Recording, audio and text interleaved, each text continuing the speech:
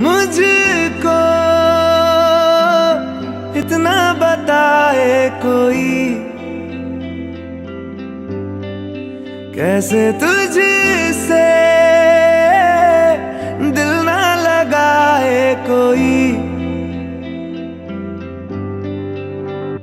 रब्बा ने तुझको बनाने में कर दी है हुस्न की खाली तिजोरियां, काजल की सियाही से लिखी है तूने जाने कितनों की लव स्टोरियां।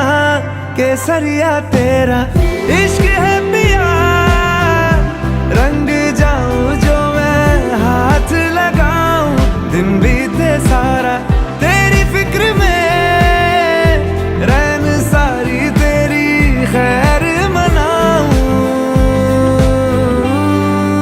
शिवा, ईशा का मतलब जानते हो तुम? पार्वती। अब शिवा का साथ पार्वती नहीं देगी तो कौन देगा?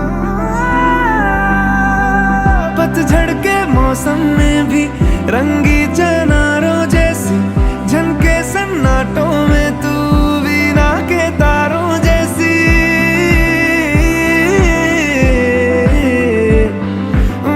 सदियों से भी लंबी ये मन की अमावस्या है, और तू फुलझड़ियों वाले त्योहारों जैसी। चंदा भी दीवाना है तेरा, जलती है तुझसे सारी चकोरियां, काजल की सियाही से लिखी है तूने जाने कितनों की लव स्टोरियां।